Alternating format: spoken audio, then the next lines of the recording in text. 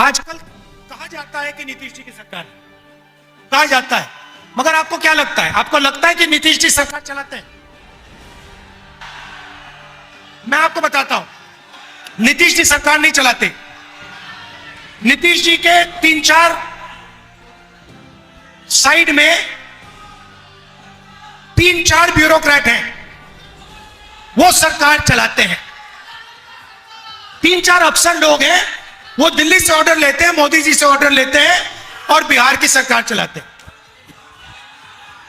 यहां पे बीजेपी का नेता आया बिहार में, उसने कहा कि देखिए बिहार में उद्योग लगाने के लिए जमीन नहीं।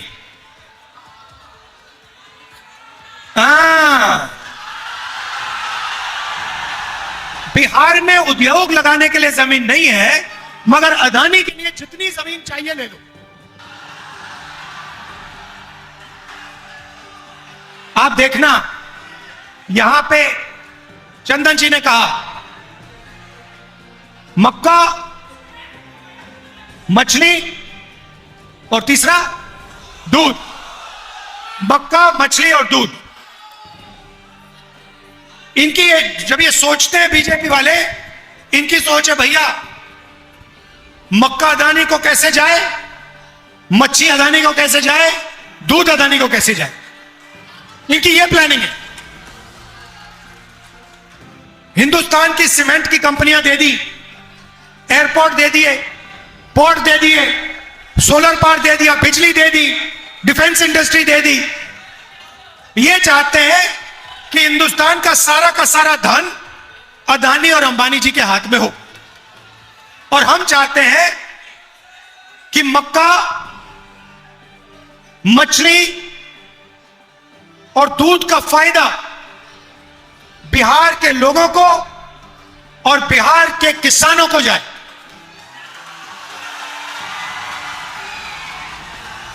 हम चाहते हैं कि यहां पे अदानी का कारखाना ना लगे। हम चाहते हैं कि यहां पे बिहार के युवा छोटा बिजनेस चालू करें। कोई मक्के को प्रोसेस करने का, कोई दूध का, कोई आइसक्रीम बनाने का, दूध के प्रोडक्ट्स का बिजनेस चालू करे। युवा के लिए बैंक के दरवाजे खुले मिले, वो बैंक में जाए।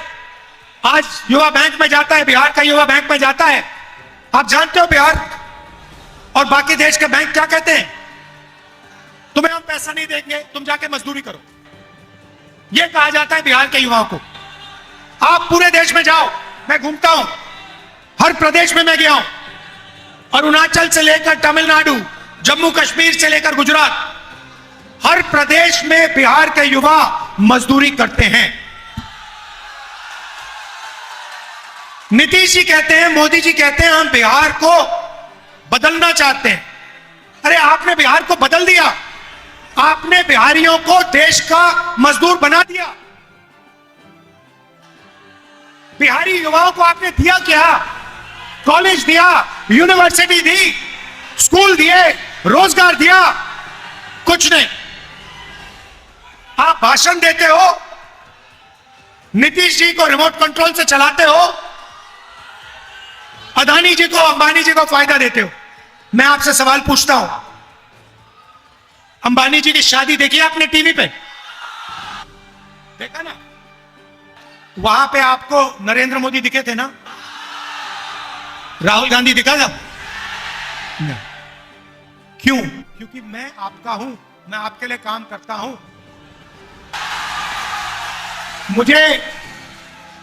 मुझे शादी में जाने की कोई जरूरत नहीं है।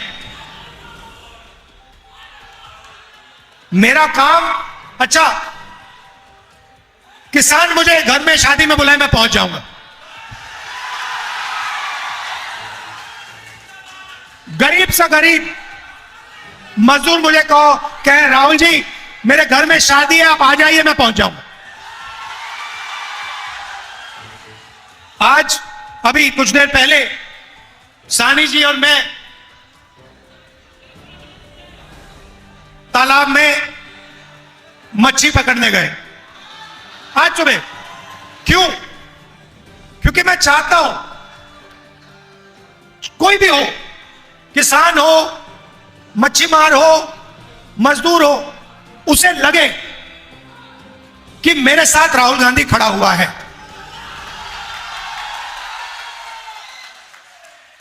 तो ये मेरी कोशिश है। मैं आपको बताता हूं, उदाहरण देता हूं, छोटा सा आपको उदाहरण देता हूं, आप समझ जाओगे मैं क्या कह रहा हूं।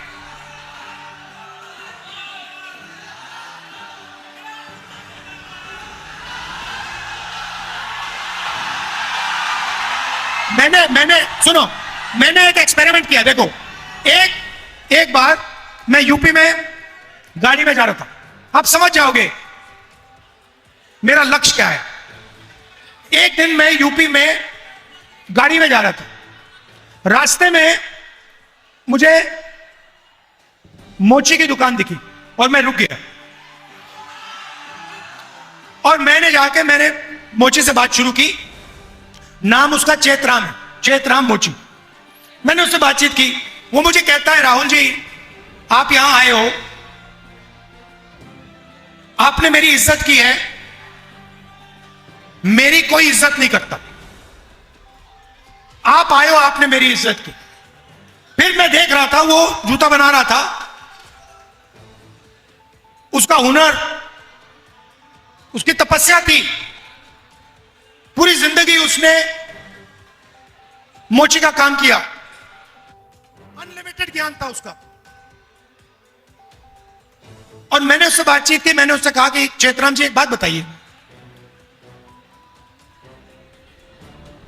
आपको किस चीज की जरूरत है?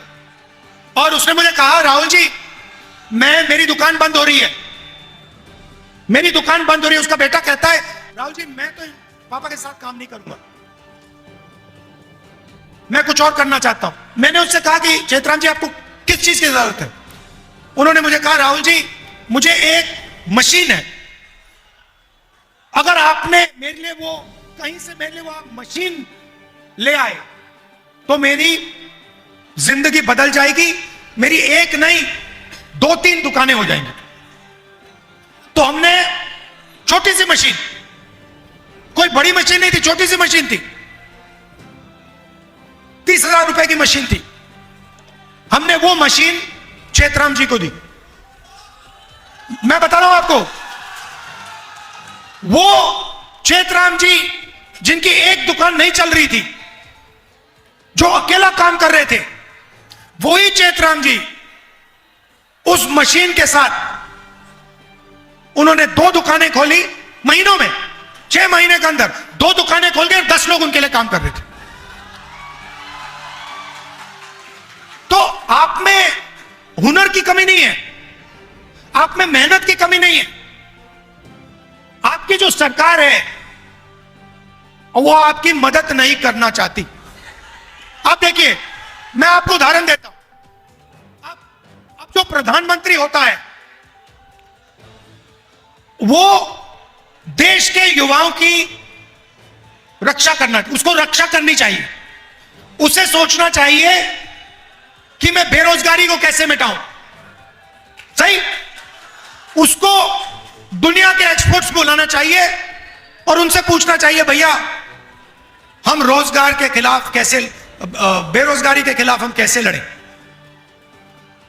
और अगर दिन में 24 घंटे हैं तो हिंदुस्तान के प्रधानमंत्री को 6, 7, 8 घंटे तो इसमें लगा देने चाहिए कि मैं अपने देश के युवाओं को रोजगार कैसे दिलवाऊं, बिहार के युवाओं को मैं कैसे रोजगार दिलवाऊं। रोजगार क्या होता है? रोजगार का मतलब, दूसरा तरीका बोलने का, मैं बिहार के युवाओं के जेब में पैसा कैसे डालूं, यही है रोजगार का मतलब। इसके जेब में महीने का 20, 25, 30, 40, 50 हजार रुपए कैसे डाला जाए, यही है ना रोजगार का मतलब।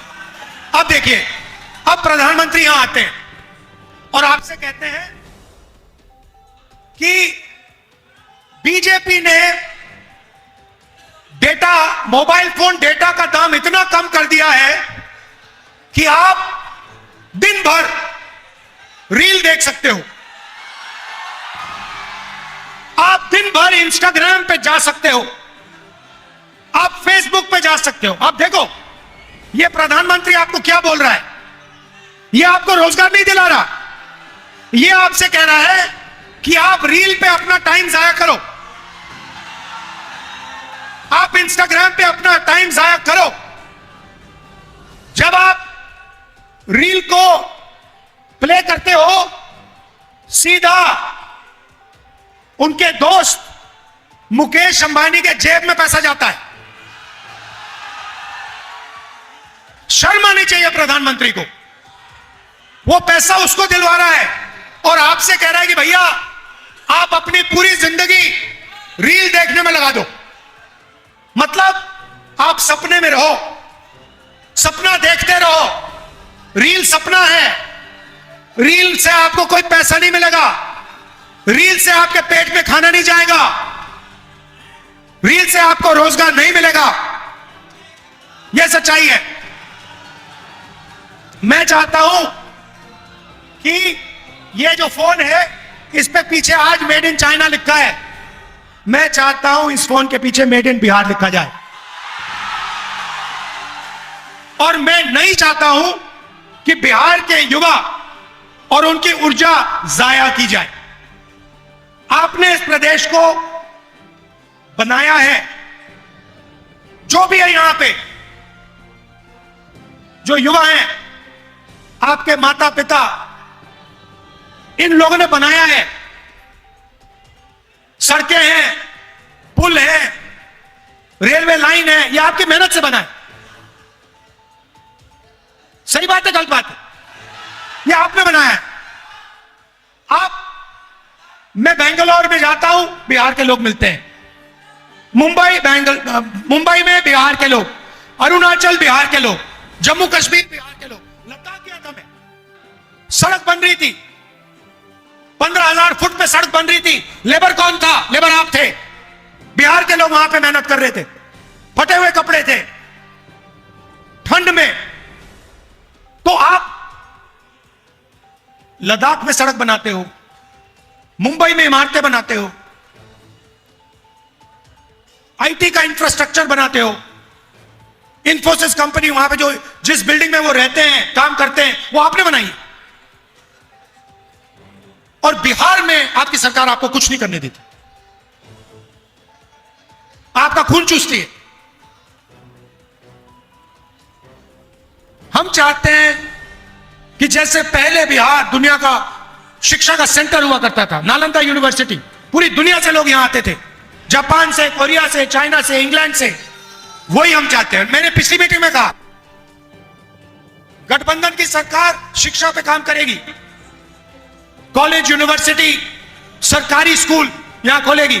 मगर जिस दिन, मैं आपको बता रहा हूं, यह वायदा है, जिस दिन हिंदुस्तान में नेशनल लेवल पे इंडिया गठबंधन की सरकार बनेगी, उस दिन दुनिया की सबसे बेहतरीन यूनिवर्सिटी बिहार में बनेगी।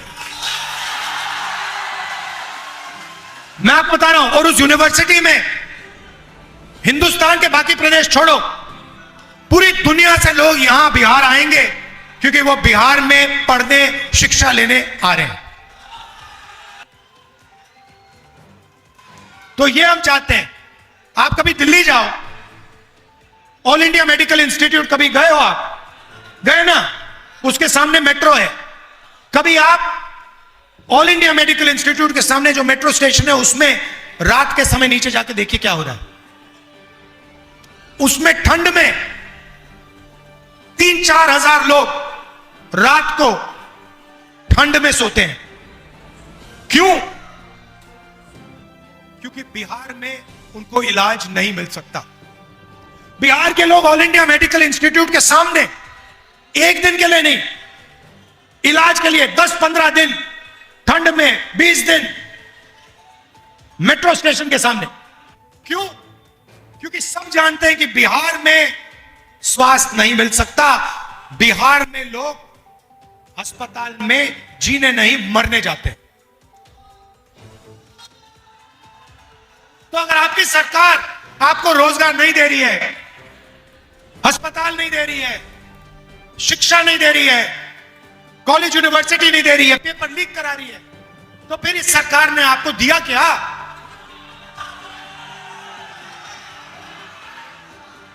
और अब दूसरा तरीका निकाला इन्होंने। वोटर अधिकार यात्रा में मैंने बिहार का पूरा दौरा किया। सैनी जी भी थे, तेजस्वी जी भी थे।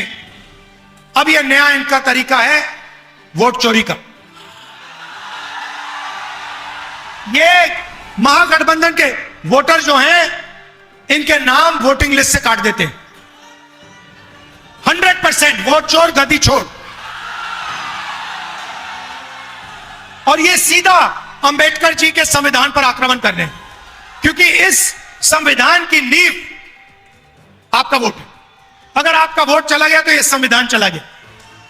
और जो भी पिछड़ों को, अति पिछड़ों को, अल्पसंख्यकों को, गरीब जनरल कास्ट के लोगों को मिला है आज तक, वो सब गायब हो जाए। आजादी से पहले जो यहां पे हालत थी वो फिर से हो जाएगी। राजा महाराजा, उनका राज चलेगा। तो आपको यह भी देखना है कि चुनाव के समय ये लोग वोट चोरी ना करें। पोलिंग बूथ पे आपको खड़ा रहना है, वोटिंग लिस्ट चेक करनी है कि ये वोट चोरी ना करें और आपके हाथ से फिर से सरकार ना छीन ले। मध्य प्रदेश, हरियाणा, महाराष्ट्र, ये सारी की सारी सरकार इन्होंने चोरी की है। वोट चोरी करके सरकार हरियाणा में बनाई है, वोट चोरी करके सरकार महाराष्ट्र में बनाई।